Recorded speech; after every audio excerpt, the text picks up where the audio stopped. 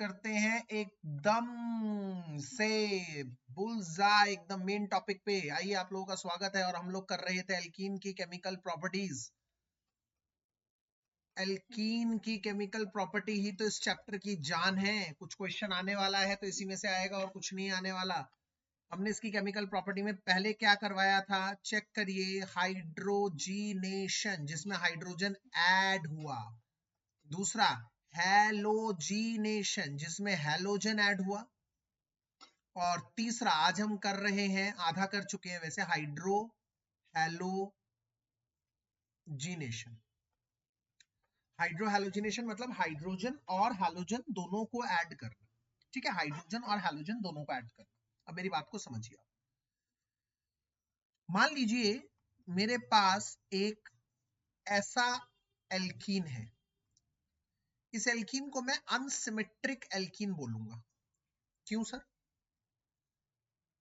और मेरे पास एक ऐसा एल्कीन है, इसे मैं सिमेट्रिक एल्कीन बोलूंगा।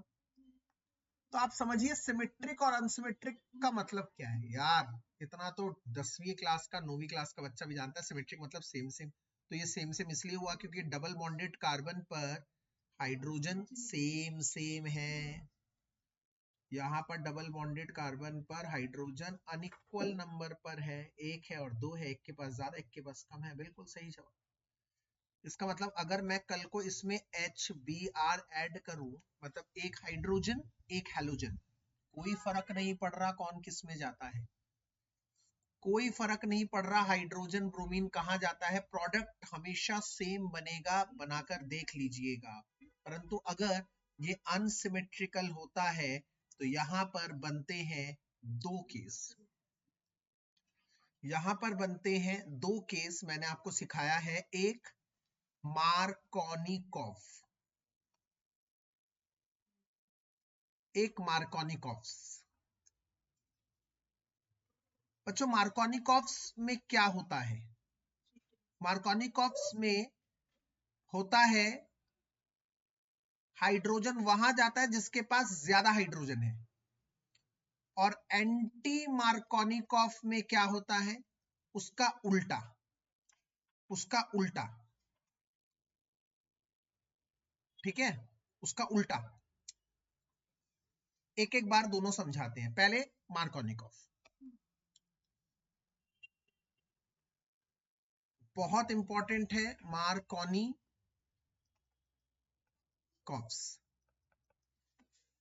तो सबसे पहले मार्कोनिकॉफ्स हमने उठाया है। इसमें क्या कहा जाता है? इसमें hydrogen goes to that double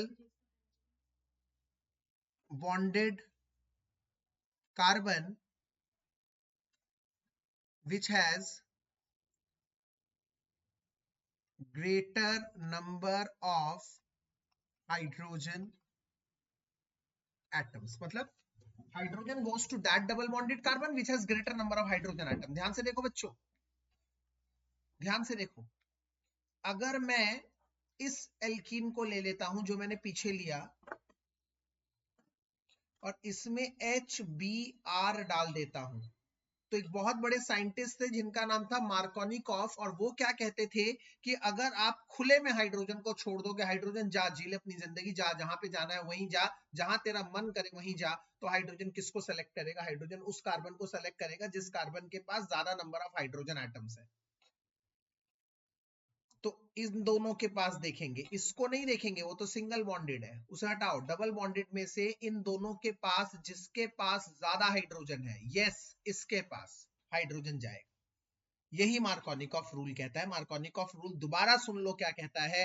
hydrogen वहां जाएगा जहां पर ज्यादा नंबर ऑफ हाइड्रोजन है, और ब्रोमीन वहां जाएगा जहां पर कम number of hydrogen atom. Hydrogen वहां जाएगा जहां ज्यादा हाइड्रोजन है। तीसरी बार, चौथी बार, एक ही बार, बार बार बोलूंगा, मार्कोनिकॉफ बहुत इंपॉर्टेंट है, पेपर में आने वाला है। मार्कोनिकॉफ का मतलब है हाइड्रोजन वहां जाएगा जिस डबल बॉन्डेड कार्बन के पास ज्यादा नंबर ऑफ हाइड्रोजन एटम्स है। यस, आपने सही सुना। और ब्रोमीन कहां जाएगा? जिसके पास कम नंबर ऑफ हाइड्रोजन एटम होगा। तो प्रोडक्ट क्या बनेगा? CH3 CH2। देखो डबल बॉन्ड टूट गया, हाइड्रोजन यहां आ गया तो इसके पास CH2 से बन गया CH3, और ब्रोमीन यहां आ गया तो ये बन गया एक 2 डिग्री प्रोडक्ट। 2 डिग्री प्रोडक्ट क्यों? क्योंकि ब्रोमीन इस कार्बन से जुड़ा हुआ है जिस कार्बन से 2 कार्बन डायरेक्ट जुड़े हुए हैं। इसका नाम है, इधर क्या नाम था इसका? प्रोपीन। और इसका नाम है 2 ब्रोमो प्रोपेन। ठीक है। अब एग्जाम में आता है कि इसका मैकेनिज्म लिखो। मैकेनिज्म, ओ माय गॉड, क्या होता है सर मैकेनिज्म? मैकेनिज्म मतलब डिटेल्ड व्यू इस रिएक्शन का। इस रिएक्शन का डिटेल्ड व्यू, क्या हुआ इस रिएक्शन के अंदर, मैकेनिज्म उसे कहते हैं मेरे बच्चों। ध्यान से सुनते रहिएगा। मैकेनिज्म में क्या हुआ? सबसे पहला स्टेप HBr का टूटना। HBr कैसे टूटा? H और Br एक एक इलेक्ट्रॉन दोनों के पास थे। ज्यादा इलेक्ट्रोनेगेटिव, ज्यादा ताकतवर बॉन्ड को खींचने वाला कौन? ब्रोमीन। ब्रोमीन कहेगा ला बॉन्ड मुझे दे दे, और ये बॉन्ड टूटेगा हेट्रोलिटिकल। यस, हेट्रोलिटिकल मतलब अनसिमेट्रिक क्लीवेज। दोनों इलेक्ट्रॉन लेकर ब्रोमीन भाग जाएगा और H प्लस रह जाएगा एज इट इज। अब बच्चों दूसरा स्टेप ध्यान से देखना, इन दोनों में से ज्यादा रिएक्टिव कौन है? H plus. तो H प्लस इधर उधर भाग रहा, भाई कह रहा है यार मैं गरीब हो गया, गरीब हो गया। ये देख रहा है किसके साथ रिएक्ट करूं, किसके साथ करूं। तब इसकी नजर पड़ती है, हमारे टेस्ट ट्यूब में 2 चीजें थी, याद करिए 2 चीजें थी। एक HBr और एक HBr के साथ क्या? प्रोपीन भी तो था। यस, इसकी नजर प्रोपीन पे पड़ती है। ये पकड़ लेता है प्रोपीन को, कहता है प्रोपीन मैं तुझसे साथ ऐड हो जाऊंगा। प्रोपीन कह रहा ठीक है भैया ऐड हो जा। अब देखो प्रोपीन का बड़ा सिंपल सीधा सा फंडा है, क्या मैं आपको बताता हूँ। डबल बॉन्ड टूटेगा, डबल बॉन्ड टूट के क्या बनेगा? 2 पॉसिबिलिटी है, मैं दोनों बना रहा हूं। सर डबल बॉन्ड को तोड़ दो आप, ठीक है तोड़ दिया। सर पहली पॉसिबिलिटी है हाइड्रोजन ज्यादा हाइड्रोजन वाले के पास चला जाए, जो ऊपर लिखा हुआ है। मार्कोनिकॉफ रूल यही कहता है, पर मैं अभी आपको डिटेल समझाऊंगा ऐसा होता क्यों है। तो एक बार करते हैं हम, हाइड्रोजन इसके पास भेजते हैं। बेटा जब देखो इनका डबल बॉन्ड टूटा था, ये देखो डबल बॉन्ड जब टूटा था तो इस कार्बन की और इस कार्बन की दोनों की एक एक वैलेंसी खाली हो गई थी। डबल बॉन्ड टूटा मतलब दोनों की एक एक वैलेंसी फ्री खाली। अब अगर हाइड्रोजन किसी एक के पास चला जाएगा, हाइड्रोजन इसके पास चला जाएगा तो उसका प्लस चार्ज दूसरे वाले के पास आ जाएगा, ऐसा ही होता है। तो अगर हाइड्रोजन इसके पास आ जाएगा तो ये CH2 से बन जाएगा CH3, इसकी वैलेंसी तो पूरी हो जाएगी, इसके बगल वाला कार्बन प्लस ये रह जाएगा दीवाना। और अगर दूसरा ऑप्शन होता, मतलब फिर से मैंने डबल बॉन्ड को तोड़ दिया और अब हाइड्रोजन अगर इस कार्बन के पास आता तो ये CH2 बन जाता और इसकी वैलेंसी पूरी हो जाती, ये दीवाना बन जाता, इसकी वैलेंसी इनकम्प्लीट रह जाती, तो प्लस इसके पास आ जाता। ऐसे ही होता है, हाइड्रोजन जिसके पास जाएगा उसका प्लस चार्ज उसके दूसरे, उसके बगल वाले के पास शिफ्ट हो जाएगा। यही रीत है, होना यही है। ठीक है, समझ में आ गया। अब आपको चेक करना है दोनों में से ज्यादा स्टेबल कौन है सर। यहां पर हम देख सकते हैं, यहां पर जिस कार्बन के ऊपर प्लस है उससे 2 कार्बन जुड़े हुए हैं, तो ये है 2 degree carbocation, 2 degree stable carbocation. क्यों स्टेबल क्यों लिखा है अभी बता देता हूं। ये कैसा कार्बोकैटायन है? जिस कार्बन पर प्लस चार्ज है उससे डायरेक्ट कितने कार्बन जुड़े हुए हैं? एक। डायरेक्ट, डायरेक्ट कितने कार्बन जुड़े हुए हैं? एक। तो ये हुआ 1 degree carbocation, 1 degree unstable carbocation. क्यों? क्योंकि बच्चों याद करिए मैंने आप लोगों को पहले ही लिखवा रखा है नोट। नोट में क्या है? Order of stabilities of carbocations. वो क्या है? सबसे ज्यादा स्टेबल कौन है? 3 डिग्री, फिर 2 डिग्री, फिर 1 डिग्री, सबसे ज्यादा स्टेबल 3 डिग्री, फिर 2 डिग्री, फिर 1 डिग्री। तो यहां पर एक 2 डिग्री कार्बोकैटायन था, ये कार्बोकैटायन 2 डिग्री क्यों है आप समझ लीजिए, क्योंकि जिस कार्बन पर प्लस चार्ज है उससे 2 कार्बन डायरेक्ट जुड़े हुए हैं, एक यहां पर एक यहां पर, तो ये 2 डिग्री कार्बोकैटायन है। जिस कार्बन पर एक प्लस चार्ज जुड़ा हुआ है वो डायरेक्ट एक कार्बन से जुड़ा हुआ है, इसलिए ये 1 डिग्री कार्बोकैटायन है। इस पर बात समझ में आ गई है। और 2 डिग्री और 1 डिग्री में कौन ज्यादा स्टेबल होता है, पीछे लिख दिया है, 2 डिग्री ज्यादा स्टेबल है। इसका मतलब ऊपर वाला बनेगा, नीचे वाला नहीं बनेगा, क्रॉस, ऑब्वियसली ना, स्टेबल ही बनेगा। तो इस क्वेश्चन का आंसर मिल गया कि मार्कोनिकॉफ ने ऐसा क्यों कहा था कि हाइड्रोजन उस कार्बन के पास जाएगा जिसके पास ज्यादा हाइड्रोजन है। तो हाइड्रोजन इसके पास, ज्यादा हाइड्रोजन वाले के पास गया, इसलिए नहीं क्योंकि इसके पास ज्यादा हाइड्रोजन था भैया, इसलिए गया क्योंकि ऐसा करने से ना, कहानी में आया ट्विस्ट, क्योंकि ऐसा करने से जो कार्बोकैटायन बना 2 डिग्री कार्बोकैटायन, वो स्टेबल कार्बोकैटायन बना। तो मैं अब आप लोगों को बताता हूं एक बड़ी सिंपल सी चीज। 100 में से 90 बच्चों से 100 में से 100 बच्चों से पूछेगा मार्कोनिकॉफ रूल क्या है और एक्सप्लेन करिए, तो उसमें से 90 बच्चा आपको क्या बोलेगा कि हाइड्रोजन उस डबल बॉन्डेड कार्बन के पास जाता है जिसके पास ज्यादा हाइड्रोजन होता है। तो आप कहेंगे सर यही तो आपने ऊपर बोला है, लिखा आपने भी वही है 90% वाला। मैंने कहा यस, पर अब वो 10% जो आप लोगों को एक्स्ट्रा स्मार्ट बनाता है, आप लोगों को बाकी दुनिया से अलग करता है, वो भी मैंने बता दिया कि मार्कोनिकॉफ में हाइड्रोजन दरअसल उस कार्बन के पास इसलिए नहीं जाता क्योंकि उसके पास ज्यादा हाइड्रोजन होता है, बल्कि वो इसलिए जाता है क्योंकि ऐसा करने से जो कार्बोकैटायन वो बनाता है वो ज्यादा स्टेबल कार्बोकैटायन बनता है, 2 डिग्री कार्बोकैटायन। ये कारण आपको पता लग गया। अब तीसरे वाले स्टेप में क्या हुआ, जो बना, क्या बना सर, 2 डिग्री कार्बोकैटायन बना, ये बन गया sir.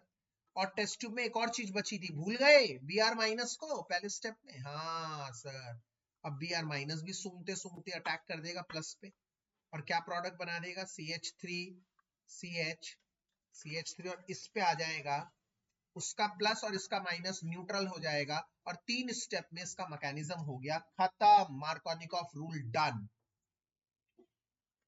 Markovnikov rule explained. Now the big thing, anti Markovnikov. Sir अब करना है आपको कुछ अलग,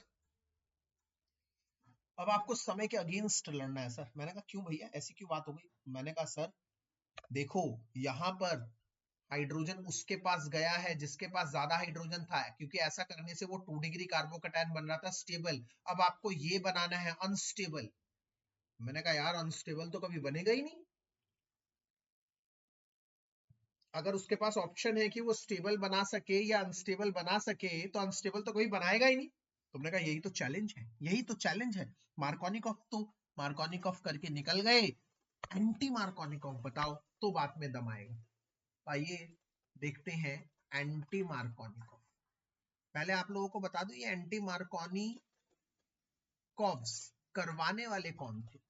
ये करवाने वाले थे एक बहुत उच्च कोटि के साइंटिस्ट खराश, इसीलिए इसको खराश इफेक्ट भी कहते हैं। खराश इफेक्ट, गले में खराश हो रही है वो वाला खराश। बहुत बड़े साइंटिस्ट थे भैया, उन्होंने बीड़ा लिया कि मैं मार्कोनिकॉफ तेरा उल्टा करके दिखाऊंगा, एंटी करके दिखाऊंगा। अब इन्होंने बड़ी कोशिश करी, मैं आप लोगों को ईमानदारी से बताऊं, और सारी कोशिश हुई बेकार, नहीं बन रहा। कोई अनस्टेबल क्यों बनेगा। इन्होंने फिर बहुत दिमाग लगाया, इसने कहा हाइड्रोजन हमेशा उसी के पास जा रहा है जिसके पास ज्यादा हाइड्रोजन है, पर एंटी मार्कोनिकॉफ में तो हाइड्रोजन को किसके पास भेजना है, जिसके पास कम हाइड्रोजन है, और यही तो खेल है। बच्चों आप मेरी बात को समझिए, एक छोटा सा इंस्टेंस लेते हैं। तुम इस क्लासरूम में बैठे हो, तुम्हारे पास 2 जगह है जाने के लिए। एक है ग्राउंड जहां बहुत सारा बच्चा है, बहुत सारा बच्चा, और एक है लाइब्रेरी जहां 1-2 बच्चा बैठा हुआ है आराम से पढ़ रहा है। अब मैंने तुम्हें, तुम यहां हो क्लास में, मैंने तुम्हें कहा बेटा जाओ, जहां जाना है जाओ, तो बताओ कहां जाएंगे बच्चे, बच्चे जाएंगे ग्राउंड में।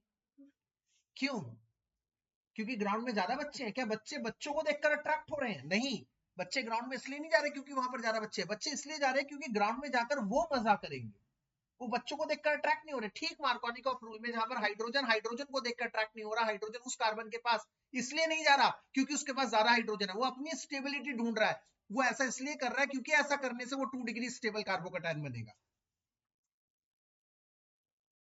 पर एंटी मार्कोनिकॉफ का मतलब पता है क्या है? एंटी मार्कोनिकॉफ का मतलब है बच्चों को लाइब्रेरी भेजना, अनस्टेबल करना।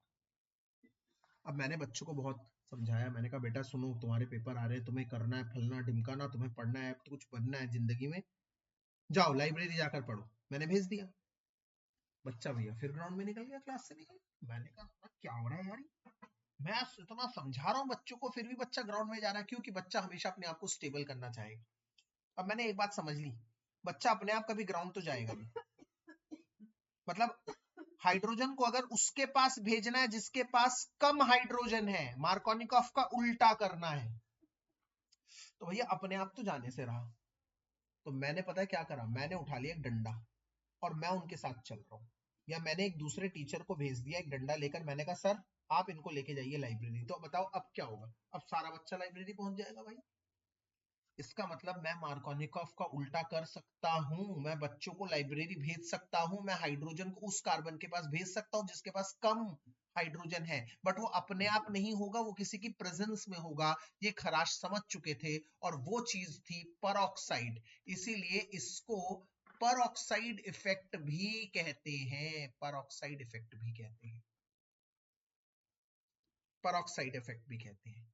तो क्या लिख रहा हूं यहां पर, hydrogen goes to that double bonded carbon which has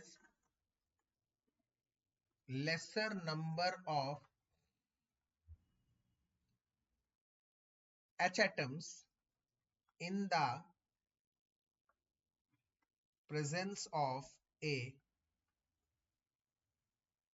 peroxide। peroxide मतलब क्या होता है? ऐसा कंपाउंड जिसमें O और O का सिंगल बॉन्ड होता है, OO, ऑक्सीजन ऑक्सीजन के बीच में। बहुत सारे हो सकते हैं पेरोक्साइड, बट हमारे सिलेबस में पेरोक्साइड लाइक कौन है? बेंजोइल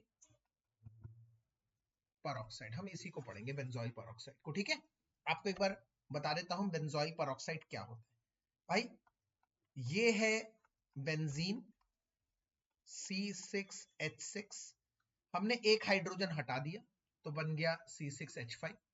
डंडा का मतलब क्या है? डंडा का मतलब हाइड्रोजन हटा दिया, ये खाली है, और यहां लगा दिया COOH, तो C6COOH इसका फार्मूला बन गया। इसका नाम है बेंजोइक एसिड, बेंजोइक एसिड। जब ऐसे दो बेंजोइक एसिड ले लेते हैं बच्चों, दो बेंजोइक एसिड मतलब COOH, COOH, और इनके दोनों के H हटाकर इनके बीच में बॉन्ड बना, तो ऑक्सीजन ऑक्सीजन का सिंगल बॉन्ड आ गया। तो ये कहलाता है बेंजोइल पेरोक्साइड। C6H5 COO, ये देख रहे हो C6H5 COO है, और ऐसे दो हैं, दो मतलब ट्वाइस, ऐसे भी लिख सकते हो, और C6H5 COO OOC, इसी को उल्टा करके लिख दो, तो ये एक, ये आपस में बेंजोइल पेरोक्साइड बनाते हैं। तो हम लोग बेंजोइल पेरोक्साइड की प्रेजेंस में करेंगे एंटी मार्कोनिकॉफ। मतलब कल को अगर मैंने CH3 CH double bond CH2 ले लिया और इसमें डाल दिया HBr और एरो के ऊपर लिख दिया पेरोक्साइड, तो हाइड्रोजन कहां जाएगा? जिसके पास कम हाइड्रोजन है। ब्रोमीन कहां जाएगा? जिसके पास ज्यादा हाइड्रोजन है। उल्टा हो चुका है मामला, उल्टा हो चुका है मामला। CH2 CH2 दिया। अब इसका मैकेनिज्म आइए देखते हैं, यही आज की क्लास की जान है, मैकेनिज्म। बहुत इंपॉर्टेंट टॉपिक है, मैकेनिज्म मतलब कैसे हुआ ये रिएक्शन। तो सबसे पहले स्टेप में बेंजोइल पेरोक्साइड लिया गया। क्या होता है बेंजोइल पेरोक्साइड? C6CH5CO का होल ट्वाइस, ये लिया गया और इसे तोड़ा गया। कैसे? इसको ऐसे नहीं बनाकर, आपकी मर्जी है भैया, आपकी मर्जी है, कैसे भी बना सकते हो। इसको उल्टा लिख दो, आपकी मर्जी, आप कैसे भी बनाओ, ऐसे ही बना सकते हो। इसको बीच में से तोड़ेंगे तो ये बन जाएगा C6H5COO फ्री रेडिकल, मतलब दो ऐसे बन जाएंगे। फ्री रेडिकल मतलब इसका इलेक्ट्रॉन इसके पास, इसका इलेक्ट्रॉन इसके पास, दोनों के बॉन्ड बीच में से टूटेगा, होमोलिटिक। जो बॉन्ड बीच में से टूटेगा,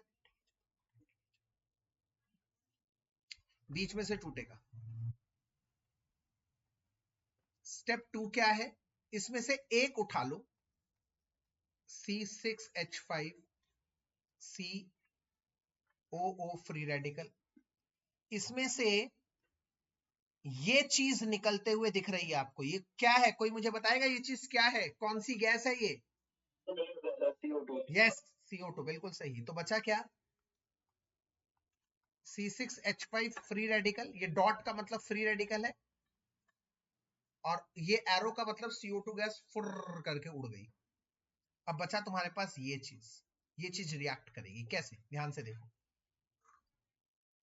तीसरे स्टेप में ये C6H5 HBr के पास जाएगा। अब आता है कहानी में ट्विस्ट। अब ये HBr अकेला अगर होता, मैं आपको बता दूं, अगर अकेला होता तो HBr दोनों इलेक्ट्रॉन ब्रोमीन लेके भाग जाता, पीछे जैसे टूटा था H+ और Br- में टूटा। परंतु एक फ्री रेडिकल की प्रेजेंस में बॉन्ड हमेशा फ्री रेडिकल में ही टूटता है। फ्री रेडिकल की प्रेजेंस में बॉन्ड हमेशा फ्री रेडिकल में ही टूटता है, कंपलसरी है। ये कंडीशन क्लीवेज कहलाता है। मतलब ये वाला बॉन्ड भी बीच में से ही टूटेगा, फ्री रेडिकल की तरह ही, दोनों के पास एक एक इलेक्ट्रॉन चला जाएगा। ये कंडीशनल क्लीवेज है, ये फ्री रेडिकल की प्रेजेंस में ऐसा हुआ। ये वो टीचर है मैंने जिसको भेजा था डंडा लेकर, ऐसा हुआ। नहीं तो Br- बन जाता, पर ऐसा करने से ये ऐसा फ्री रेडिकल में टूटा। अब ये H इसके पास आ जाएगा, H इसके पास आ जाएगा तो ये C6H5 था, एक और H आ जाएगा तो C6H6 बन जाएगा और बचेगा ब्रोमीन फ्री रेडिकल। ये 3 स्टेप हो गए मेरे बच्चों, ब्रोमीन फ्री रेडिकल बन गया। अब चौथा स्टेप ध्यान से समझिए। अब ये एल्कीन पे आ जाते हैं हम लोग, एल्कीन पे आ जाते हैं और ये ब्रोमीन फ्री रेडिकल उस पर अटैक करता है। जब ब्रोमीन फ्री रेडिकल उस पर अटैक करेगा तो दो ऑप्शन खुलेंगे हर बार की तरह।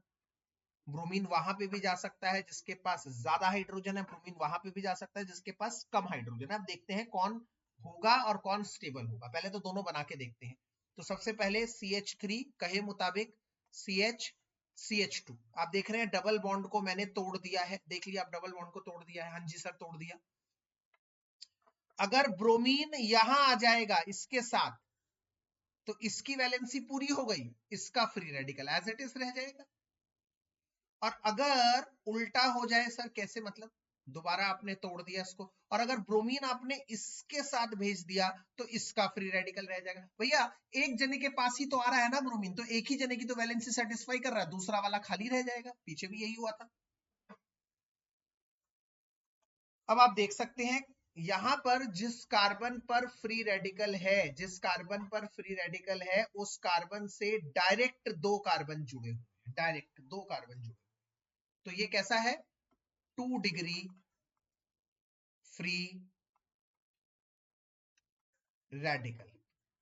यहां पर जिस कार्बन पर फ्री रेडिकल है वो डायरेक्ट एक कार्बन से जुड़ा हुआ है, मतलब ये है 1 डिग्री फ्री रेडिकल। और पीछे ही मैंने बता दिया था स्टेबिलिटी ऑर्डर, सबसे ज्यादा स्टेबल कौन है? 3 डिग्री, उसके बाद 2 डिग्री। तो इसका मतलब यहां पर 2 डिग्री और 3 डिग्री में ऊपर वाला है स्टेबल, वो टिक, और नीचे वाला है अनस्टेबल, मतलब वो नहीं बनेगा, नहीं बनेगा भैया।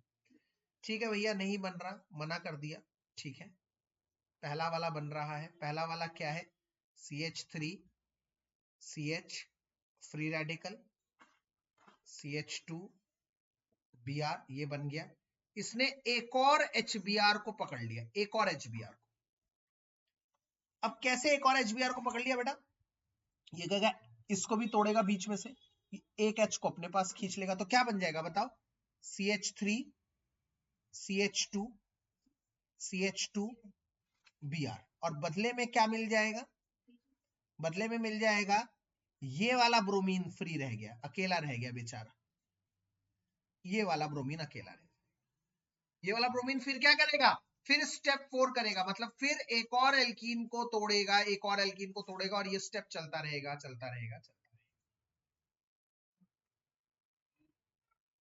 मैं आपको 5 मिनट का समय दे रहा हूं, आपको सिर्फ ये 5 स्टेप देखने हैं बहुत अच्छी तरह से। मैं एक और बार बताऊंगा ये 5 स्टेप, क्योंकि बहुत ही ज्यादा इंपॉर्टेंट है। पहले 2-4 मिनट का एक पॉज टाइम दे रहा हूं, ध्यान से देखिए इसको, फिर दोबारा से बताऊंगा ये चीज।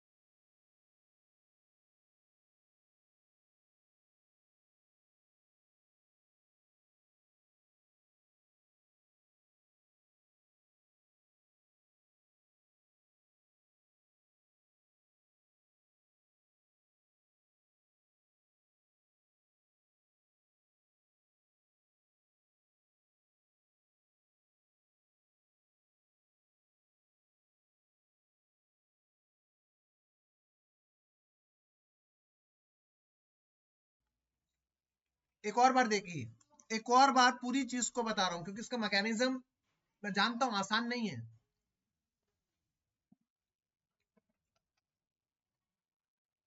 दोबारा समझा रहा हूं। पहले स्टेप में क्या हुआ? C6H5COO, इसी को दोबारा रिपीट करके लिख लो। रिपीट करके मतलब उल्टा करके लिख लो। ये बन जाएगा सबसे पहले स्टेप में सर, ये बॉन्ड बीच में से टूटेगा, 2 C6H5COO के फ्री रेडिकल मिलेंगे, इसमें से कोई एक ले लो, दूसरा वाला बाद में रिएक्ट करेगा, एक बारी में एक जरा रिएक्ट करता है। बचेगा C6H5 फ्री रेडिकल और CO2 गैस उड़ जाएगी। अब आता है कहानी में ट्विस्ट। क्योंकि जो HBr H+ और Br- में टूटने वाला था उसे आपने रोक दिया। यही वो टीचर है बेटा जिसकी प्रेजेंस में वो काम हुआ।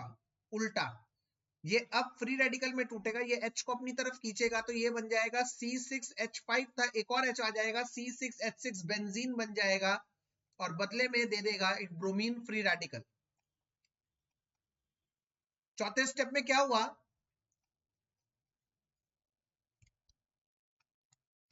इसमें ब्रोमीन फ्री रेडिकल अटैक करेगा। दो तरीकों से अटैक कर सकता है ये,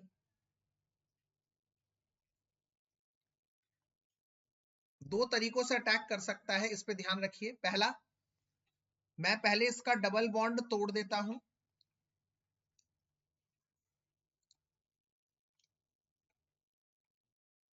इसका डबल बॉन्ड तोड़ देता हूं, मैंने तोड़ दिया डबल बॉन्ड। अब एक बार ब्रोमीन को भेज दो इसके पास तो इसकी वैलेंसी खाली रह गई, और एक बार इसके पास तो इसकी वैलेंसी खाली रह गई। एक ही बारी में एक ही जना सेटिस्फाई हो सकता है। मुद्दे की बात ये है भैया,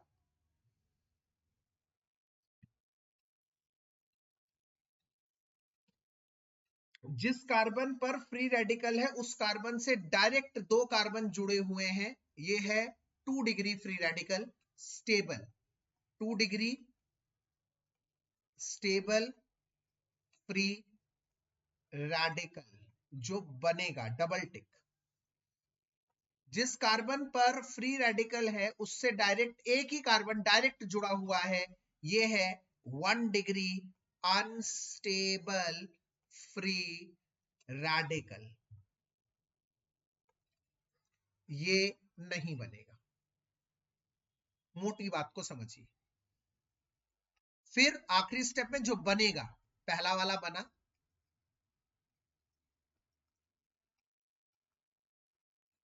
ये एक और HBr को तोड़ेगा। बहुत सारे HBr होंगे टेस्ट ट्यूब में, एक ही नहीं। एक और H को अपने पास बुलाएगा, CH3 CH था, एक और H आ जाएगा और इसकी भी वैलेंसी पूरी हो जाएगी, इसका भी फ्री रेडिकल बॉन्ड बना लेगा CH2Br, और बदले में बचेगा एक ब्रोमीन फ्री रेडिकल। और ये ब्रोमीन फ्री रेडिकल दोबारा जाकर फिर एक और एल्कीन को तोड़ेगा और यही प्रोसेस दोबारा चलता रहेगा। इस तरह से मार्कोनिकॉफ को उल्टाया जा सकता है, मार्कोनिकॉफ के अगेंस्ट काम किया जा सकता है, यही एक तरीका है।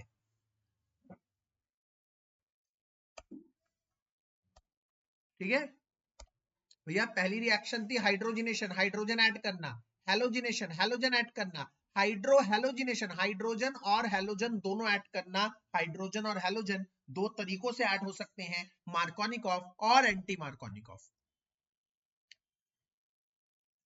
यह हम लोगों ने पढ़ लिया। अब चौथी रिएक्शन के ऊपर आते हैं आज की, और वो है ओजोनोलाइसिस। सर ओजोनोलाइसिस का मतलब समझिए मेरे बच्चों बहुत ही तन मन धन से। ओजोनोलाइसिस, ये लाइसिस शब्द का मतलब क्या है? हाइड्रोलिसिस मतलब पानी की प्रेजेंस में टूटना, इलेक्ट्रोलिसिस इलेक्ट्रिसिटी की प्रेजेंस में टूटना, ओजोनोलिसिस ओजोन की प्रेजेंस में टूटना। तो breakdown of alkenes in the presence of O3। O3 मतलब क्या होता है बच्चों? Ozone to give aldehydes and ketones, ताकि एल्डिहाइड और कीटोन मिल पाए। समझिए मेरी बात, मैंने एक एल्कीन ले लिया, ये इसका नाम बताएंगे आप? कौन मुझे बताएगा इसका नाम क्या है? बहुत आसान नाम है, बता दो फटाफट से। अरे इतना समय लग गया। 1 2 3 4, अरे बोलो 2 पे क्या दिख रहा है? 2 मिथाइल ब्यूट 2 ईन, ये है इसका नाम। इसमें O3 अगर डाल दिया आपने, ओजोन डाल दिया तो क्या होगा? इसमें ओजोन डाल देंगे तो डबल बॉन्ड टूट जाएगा, डबल बॉन्ड गायब। डबल बॉन्ड की जगह ये तीनों ओजोन, तीनों ऑक्सीजन के मॉलिक्यूल, जैसे गेट होता ना, गेट, हट बनाते थे हम ड्राइंग में बचपन में, हट बन जाएगा एक हट। हट ऐसे एक ऊपर और दो नीचे, वो ऐसे बनता था ना हट का दरवाजा, ऐसे ऐसे करके हट बनाते थे हम लोग, याद है? तो वो बन जाएगा हट। इस कंपाउंड को बच्चों ओजोनाइड कहते हैं, ओजोनाइड। अब क्या होता है ओजोनाइड के बाद? इसमें हम डाल देते हैं Zn, जिंक और पानी, तो ये ना ऐसे टूट जाता है, ऐसे यहां से ये गया, यहां से ये गया, मतलब एक ऑक्सीजन इस वाले के साथ चला जाता है, एक ऑक्सीजन इस वाले हिस्से के साथ चला जाता है, और एक ऑक्सीजन जो बचता है वो Zn के साथ चला जाता है, ZnO बना देता है। हमें उससे कोई वास्ता नहीं है, हमें वास्ता है ये क्या बना, इधर वाला टुकड़ा क्या बना। ध्यान से देखो, इधर वाला टुकड़ा, यहां से जब बॉन्ड टूटा तो ये बना CH3, CH3, C, C, O, O, CH3, यही बना, चेक कर लो। हाँ जी सर, यही बना।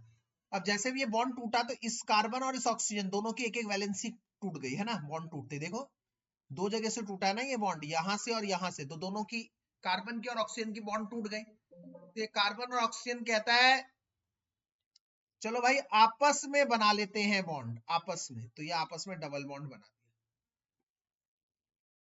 आपको पता है ये कौन सा कंपाउंड है बेटा? ध्यान से देखो जरा, ये दरअसल CH3C double bond O CH3, ऐसे भी तो लिख सकते हैं ना इसको घुमाकर, या CH3CO CH3 ऐसे भी लिख सकते हैं। ये बच्चों प्रोपेनॉन है, 3 कार्बन का कीटोन, यस।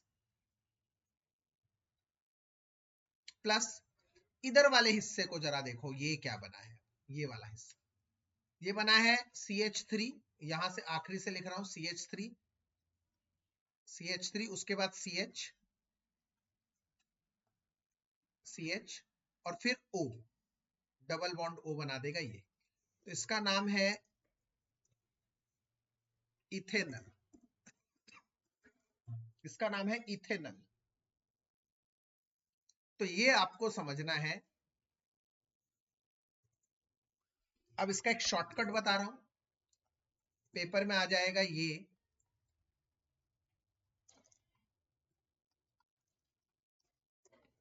आप डायरेक्ट कर सकते हैं, डायरेक्ट। पहले नंबर पर क्या डाला था? O3, ओजोन, और दूसरे नंबर पर Zn और वाटर डाला था। मैं आपको बता रहा हूं ट्रिक, मैं कॉम्पिटेटिव एग्जाम के लिए बच्चों को यही ट्रिक बताता हूं कि भैया ये बॉन्ड बीच में से तोड़ दो, इधर एक ऑक्सीजन ले आओ, इधर, क्योंकि ओजोन से 3 ऑक्सीजन आते हैं, एक इस वाले हिस्से में, एक वैसे वाले हिस्से में, और एक तीसरा जिंक के साथ। तो ये वाला हिस्सा जब जाएगा तो ये वाला क्या बना देगा बताओ? ये बना देगा CH3, CO, C मतलब C डबल बॉन्ड O बना देगा, तो आप एक साथ ही लिख दो CO को, फिर ऊपर CH3, तो हम डायरेक्ट लिख सकते हैं CH3 CO CH3। और ये वाला हिस्सा क्या है चेक करो, ये दूसरा हिस्सा क्या है, यहां से CH3 CH3 CHO, तो आप डायरेक्ट ऐसा बना सकते हैं, बेझिझक आप डायरेक्ट ऐसा बना सकते हैं। समझे मेरी बात को? अगर कुछ और आ जाए, जैसे सर ये ट्राई करो, एक ये अगर आ जाए,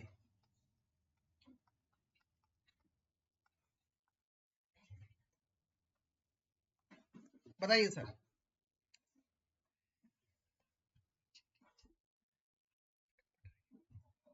ये डबल बॉन्ड टूट जाएगा, एक ऑक्सीजन इधर, एक ऑक्सीजन इधर,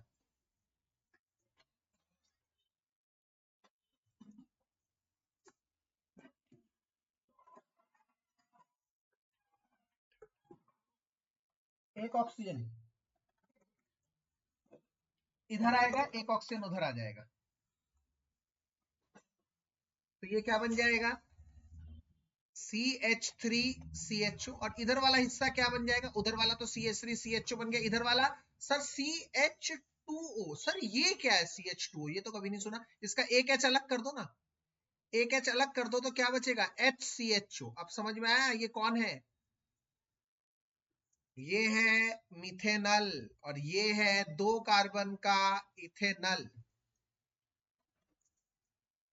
यस बच्चों, अगर ऐसा क्वेश्चन आ जाए बेंजीन का,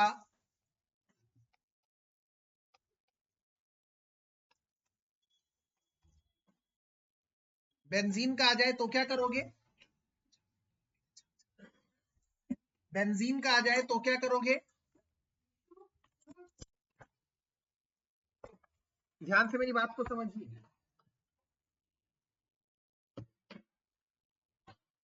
सर इसमें वही चीज आ रही है,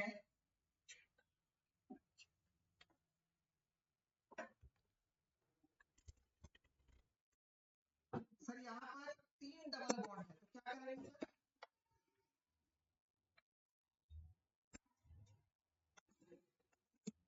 अगर 3 डबल बॉन्ड है तो 3 बार ओजोनोलिसिस करना पड़ेगा, 3 बार ओजोनोलिसिस करना पड़ेगा, 3 बार ओजोनोलिसिस करना पड़ेगा। अब वो आप पर निर्भर करता है, आप या तो ऐसे कर सकते हैं एक ही बार में, जो मैंने आपको ट्रिक सिखाई है, क्या सिखाती है वो ट्रिक,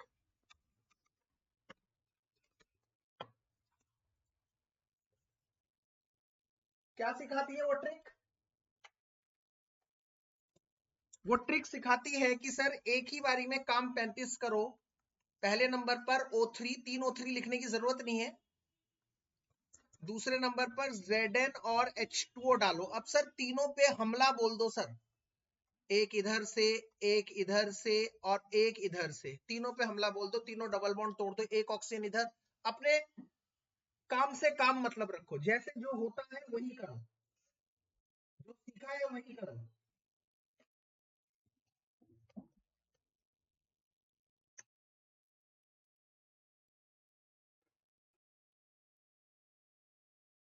ये इधर, ये वहां से टूट गया, यहां से टूट गया, तो ये कंपाउंड बन गया, ये कंपाउंड बनता हुआ दिख रहा है आपको क्या, CHO CHO, अरे बाप रे,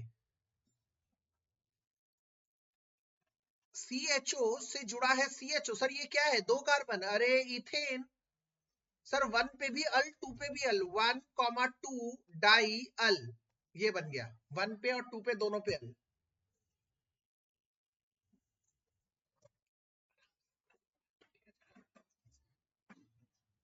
सर दूसरे वाले कंपाउंड को हम ब्लू कलर के पेन से शो करते हैं। सर ये वाला बताओ तो ये क्या है, सर CHO CHO, अरे ये तो सेम है सर। सर तीसरा वाला भी CHO CHO हो, तो 3 मॉलिक्यूल ऐसे बन गए। मतलब अगर कल को आपको आ जाए कि बेंजीन का ओजोनोलिसिस करके बताइए, तो आप बेंजीन को ऐसे बनाकर तोड़ सकते हैं। पर एक बात बताइए, आपसे एक ओपन क्वेश्चन पूछता हूं, क्या मैं इसमें बेंजीन के डबल बॉन्ड को अगर मैं पोजीशन चेंज कर देता हूं, क्या अगर मैं डबल बॉन्ड की पोजीशन बदल देता हूं तो क्या अलग प्रोडक्ट मिलेंगे, ये करके देखिएगा। मतलब इसी कंपाउंड में अगर मैं ऊपर वाले कंपाउंड में इधर सिंगल कर दूं, अगर मैं पोजीशन चेंज कर दूं, क्योंकि पोजीशन तो चेंज होती ही है रेजोनेंस के चलते, तो क्या अलग अलग अलग अलग ओजोनोलिसिस प्रोडक्ट बनेंगे, आंसर इज नो, क्योंकि यहां पर भी सेम प्रोडक्ट बनेंगे, आप चेक कर सकते हैं, यहां, यहां और यहां, oxygen oxygen oxygen oxygen oxygen oxygen, the products are going to be same, products are same. Double bond की पोजीशन से कोई फर्क नहीं आ रहा, बट अगर मैं बेंजीन को सब्स्टिट्यूटेड बेंजीन बना दूं, सर सब्स्टिट्यूटेड बेंजीन क्या होता है भाई, मतलब बेंजीन पे कुछ लगा दूं, जैसे आपकी एनसीईआरटी का एक क्वेश्चन,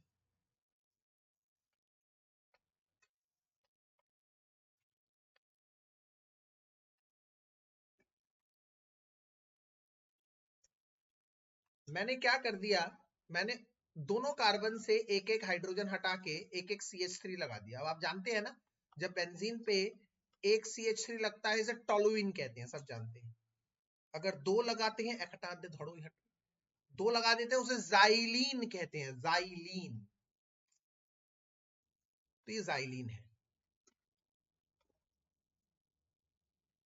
या फिर 1,2 डाई मिथाइल बेंजीन भी बोल सकता हूं। अब मेरा क्वेश्चन ये नहीं है, मेरा क्वेश्चन कुछ और है। मैं यहाँ पे कुछ और बताना चाहता हूं। मैं आपको बताना चाहता हूं, अगर मैंने यहाँ पे डबल बॉन्ड की पोजीशन को चेंज कर दिया जनाब, तो क्या ओजोनोलिसिस प्रोडक्ट चेंज होंगे? इधर भी वही ओजोन डालो और ZnH2 डालो,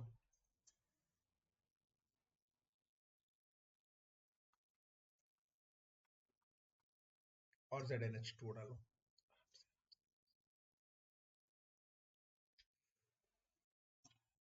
तो क्या होगा? क्या ये सेम बनेंगे? ये यहां से टूटेगा, ये यहां से टूटेगा, और ये यहां से टूटेगा, ये यहां से टूटेगा, ये यहां से टूटेगा, और ये यहां से टूटेगा।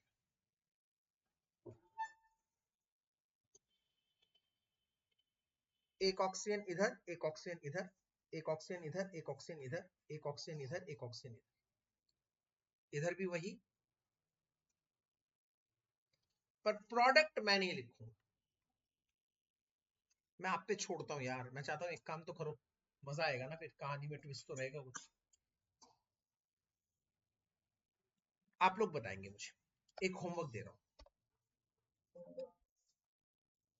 अब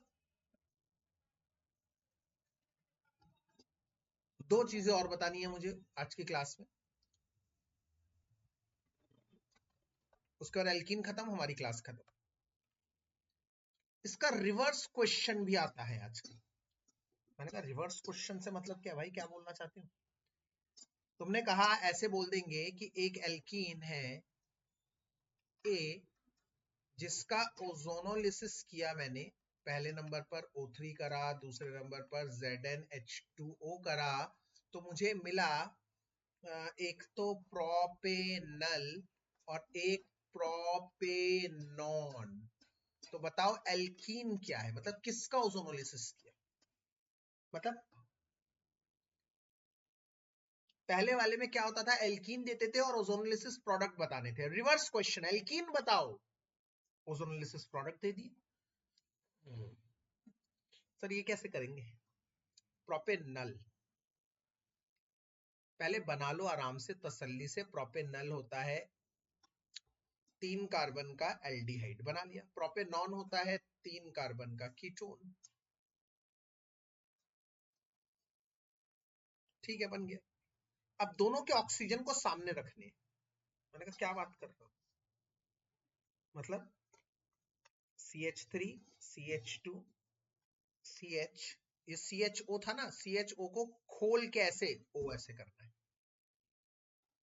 और उसको भी इसके O को उसके सामने लिखना है। क्यों? क्योंकि ओजोनोलिसिस में हमने क्या करा था, याद करो, हमने बॉन्ड को तोड़कर ऑक्सीजन डाले थे। अब उसका उल्टा, ऑक्सीजन हटाकर बॉन्ड लगाएंगे, तो इसको उल्टा करो, C डबल बॉन्ड हो, इसको हमने टेढ़ा कर दिया, ये CH3 नीचे चला जाएगा और वो CH3 ऐसे आएगा। अगर आप ये समझ गए, इसको ऐसे बनाया है, इसको ऐसे बनाया, भैया ये देख लो, अगर ये समझ गए, क्वेश्चन समझ गए तुम लोग, फिर नहीं रोक सकता दुनिया में कोई तुम्हें।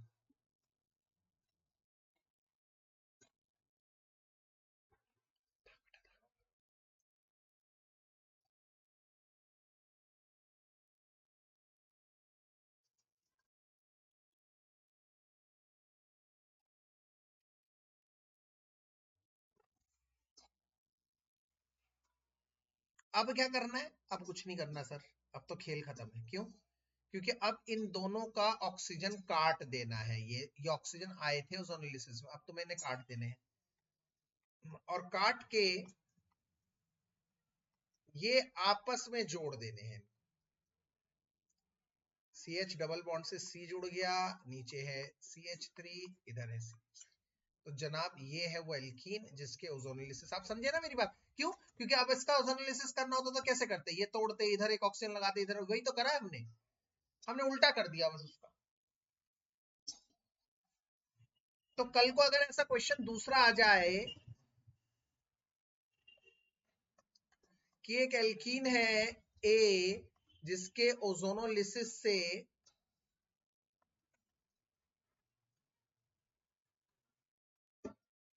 आपको मिल रहा है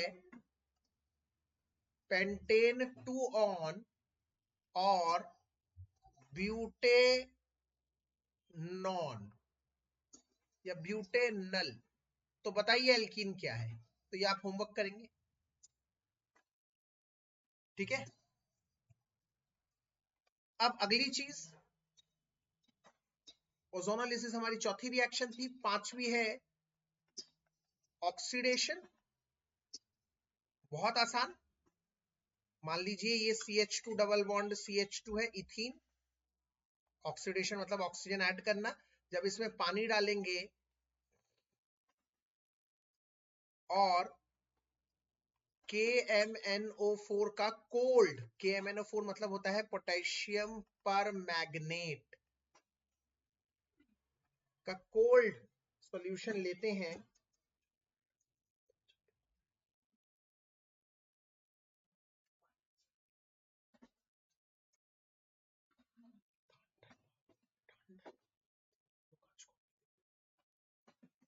तो क्या बनेगा?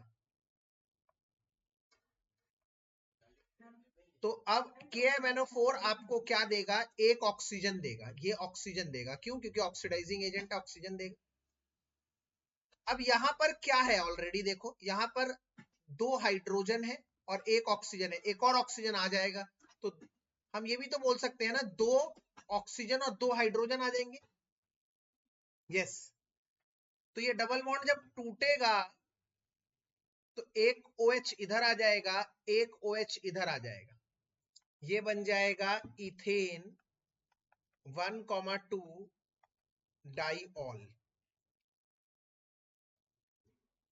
ठीक है, एक नोट लिख देता हूं। नोट ये है कि कोल्ड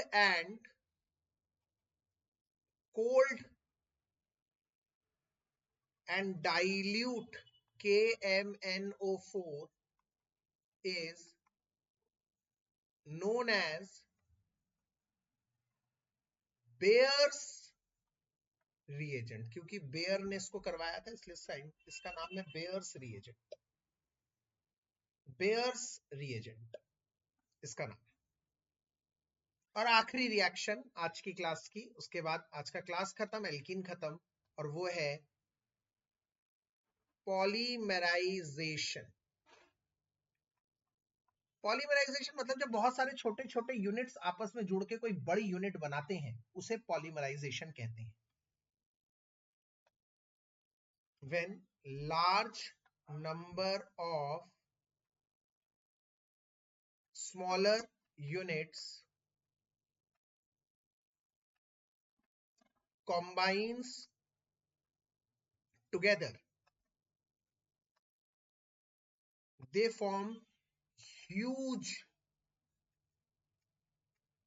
mass compound, और उस ह्यूज मास कंपाउंड को क्या कहते हैं? Polymer. while the phenomena is known as